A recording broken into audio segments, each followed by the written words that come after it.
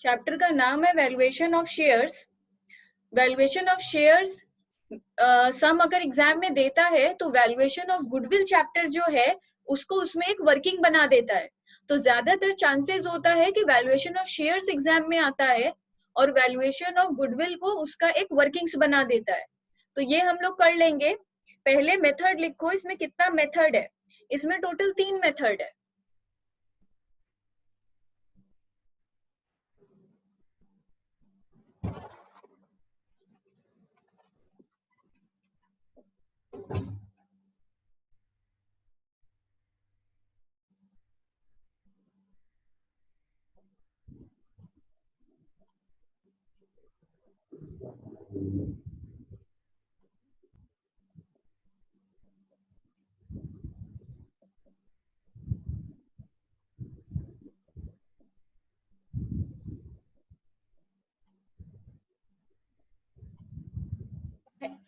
First method का नाम है नेट एसेट मेथड और इसका दूसरा नाम है इंट्रिंसिक वैल्यू मेथड।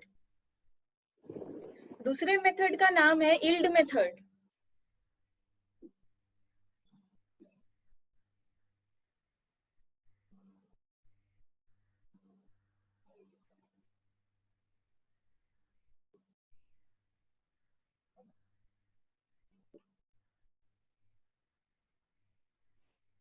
और थर्ड मेथड का नाम है फेयर वैल्यू मेथड।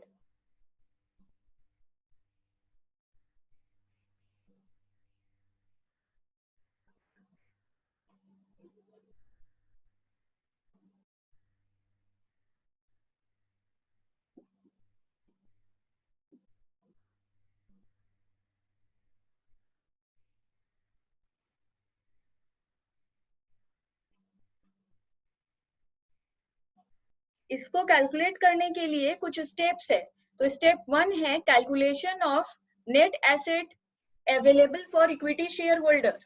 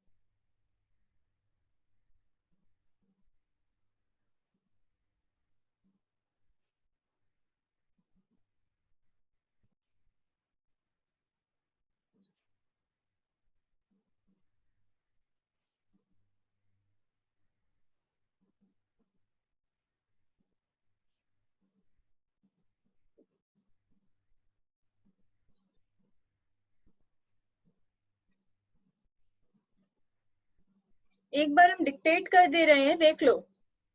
देखो, पहले तो हम लोग को सबसे पहले कैलकुलेट करना पड़ेगा नफेस। नफेस का फुल फॉर्म होता है net assets available for equity share holder. तो ये नफेस कैलकुलेट कैसे करेंगे?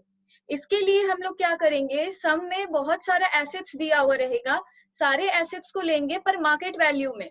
मार्केट वैल्यू में लेने का मतलब क्या होता है? जैसे सोचो बैलेंस शीट में बिल्डिंग दिया हुआ है 1 लाख का, और नीचे इंफॉर्मेशन में दिया हुआ है building is to be revalued at 2 lakh rupees, तो 2 लाख लेंगे। ठीक है, बिल्डिंग का जो अभी का फिगर होगा। पर अगर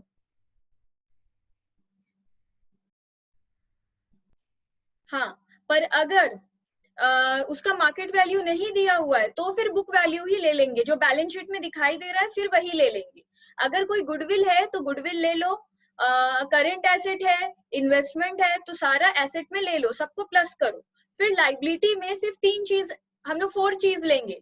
पहला डिबेंचर, दूसरा प्रेफरेंस शेयर कैपिटल, तीसरा arrear of preference dividend. Arrear of preference dividend का मतलब क्या होता है? एक डिविडेंड प्रेफरेंस शेयर पे देना था, हम लोग को प्रेफरेंस डिविडेंड देना था बट हम लोगों ने अभी तक दिया नहीं है। एरियर का मतलब होता है आउटस्टैंडिंग, तो अभी तक दिया नहीं है। अगर सम में ऐसा कोई अरियर भी दिख रहा है तो वो भी यहाँ से लेस कर देंगे। फोर्थ आइटम क्या है?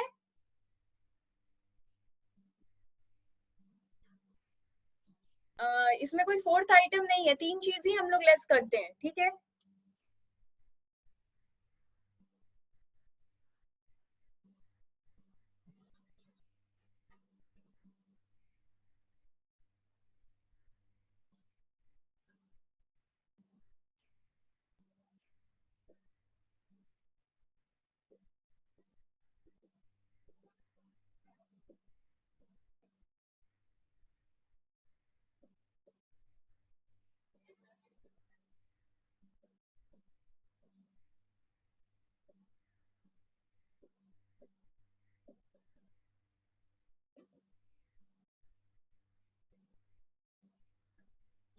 इसका स्टेप 2 क्या है? इंट्रिंसिक वैल्यू पर शेयर निकालना। इंट्रिंसिक वैल्यू मतलब मार्केट वैल्यू, ठीक है। तो इंट्रिंसिक वैल्यू पर शेयर निकालने का फॉर्मूला क्या है? नफेस by number of equity shares. नफेस तो हम लोग ऐसे करके निकाल चुके होंगे, नंबर ऑफ इक्विटी शेयर सब में गिवन होगा, डिवाइड करेंगे, इंट्रिंसिक वैल्यू पर शेयर आ जाएगा। अब हम लोग का क्या है? स्टेप 2, सॉरी, अब हम लोग कर रहे हैं मेथड 2।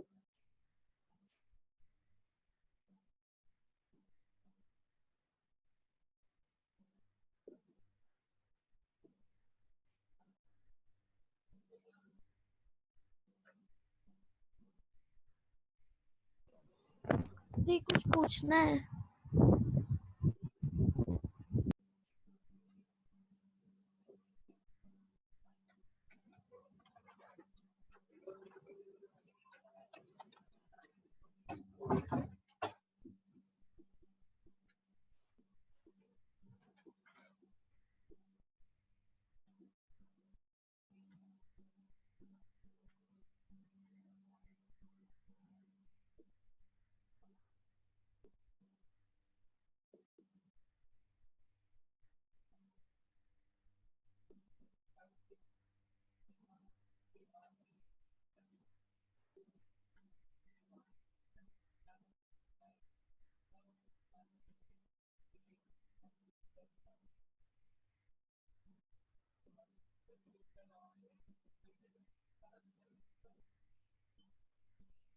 तो इसका फॉर्मूला क्या है? Expected rate of return divided by normal rate of return into paid up value पर इक्विटी शेयर।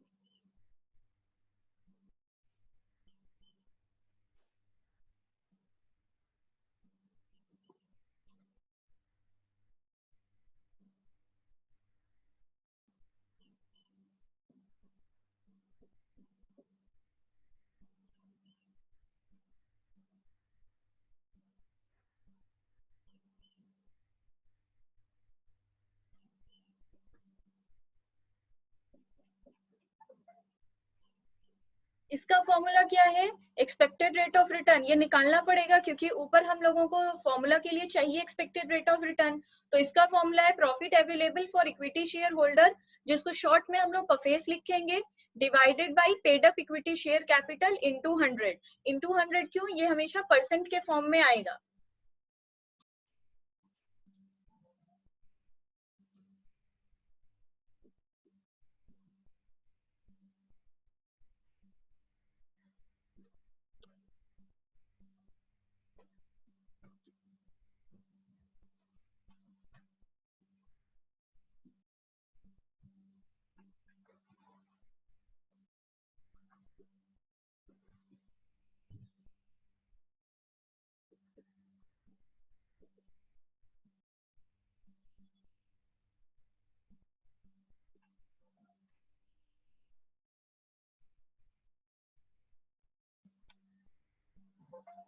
फेयर वैल्यू का हम लोगों का फॉर्मूला क्या है? Intrinsic value plus yield value divided by 2।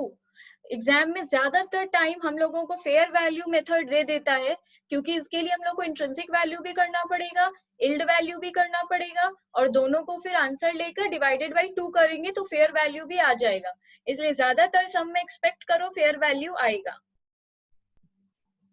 देखो some number illustration number 1। Illustration number 1 में क्या लिखा है? From the following figures, calculate the value of a share of rupees 10 on dividend basis, return on capital employed basis। इसमें दो अलग method और दिया है, तो उसका कोई स्टेप नहीं है, हम लोग डायरेक्टली सम्स में देखते हैं कि इसको करा कैसे जाता है। तो पहले मैं हेडिंग दे दो dividend basis method.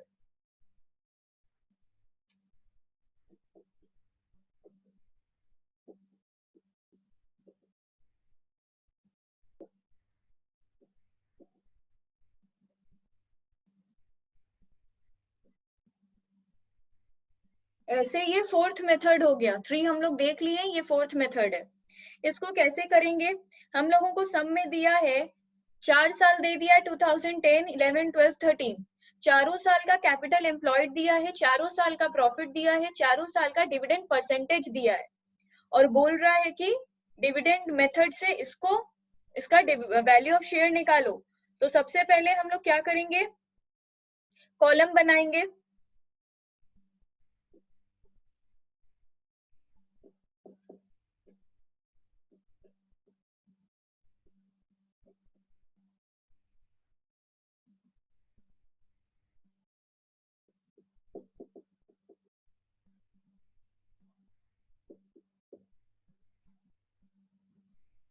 Dividend percentage सम में ही दिया हुआ है 12, 15, 18, 20।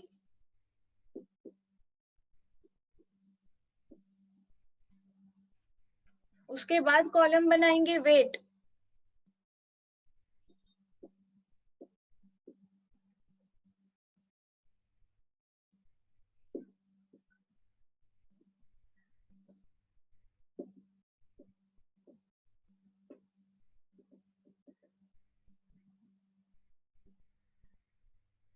फिर है वेटेड डिविडेंड, इसमें डिविडेंड को और वेट को इनटू करेंगे।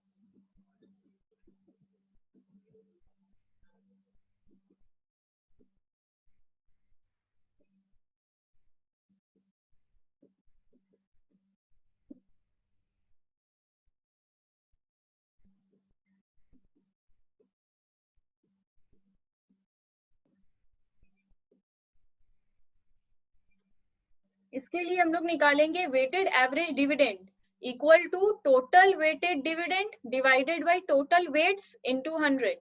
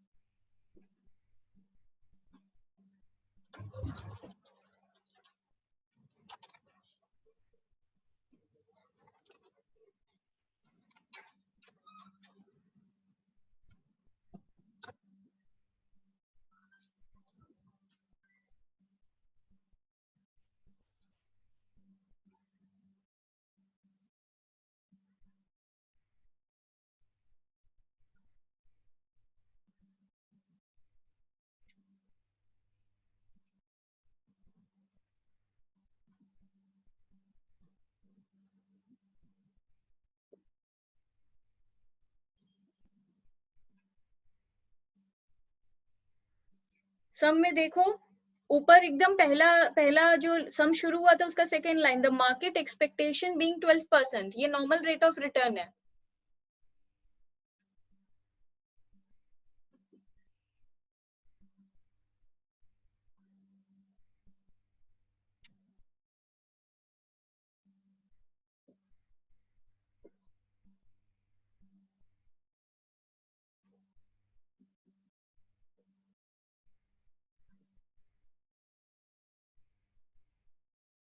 इसका फॉर्मूला है weighted average dividend divided by normal rate of return into face value of each equity share. Face value of each equity share मतलब एक एक शेयर इनिशियली एकदम शुरू में था कितने का, एक एक शेयर 10 रुपए का था।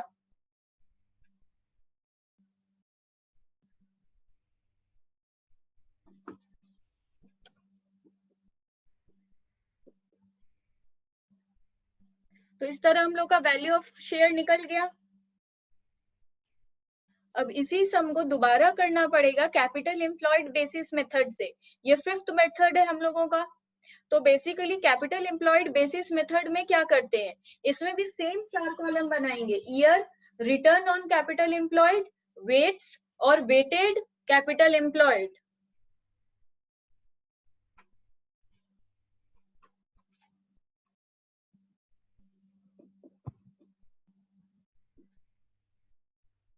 ठीक है, इसमें भी ईयर लिखेंगे 2010, 11, 12, 13। और रिटर्न ऑन कैपिटल एम्प्लॉयड कैसे निकालेंगे, रिटर्न ऑन कैपिटल एम्प्लॉयड निकलता है profit by capital employed into 100। अगर फॉर्मूला लिखने का मन है तो नीचे जाके लिख लो।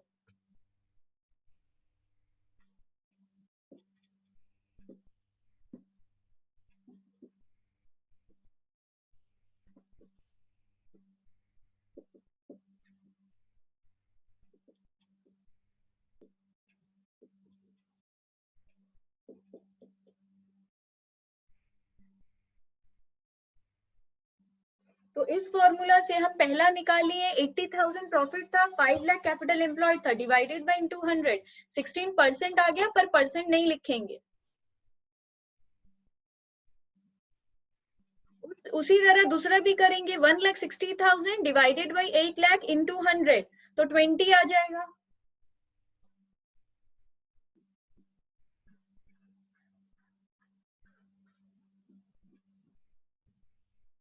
वेट हम लोग सेम रखेंगे 1, 2, 3, 4, फिर दोनों को इंटू कर देंगे, वेट को और रिटर्न ऑन कैपिटल एम्प्लॉयड को।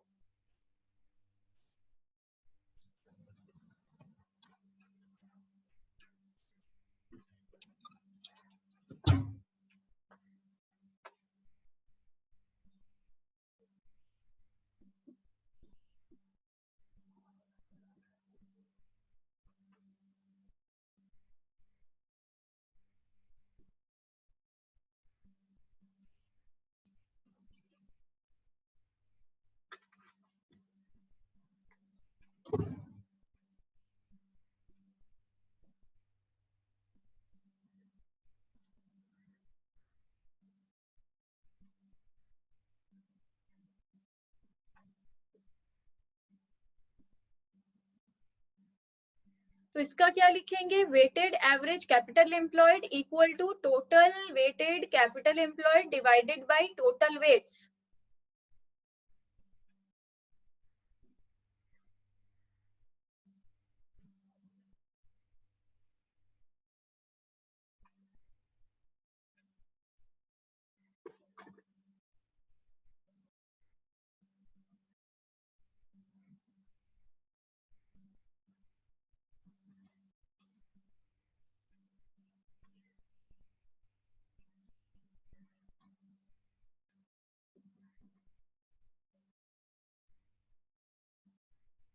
तो इसका क्या फॉर्मूला बन जाएगा, वैल्यू ऑफ शेयर का weighted average capital employed divided by normal rate of return into face value of each equity share.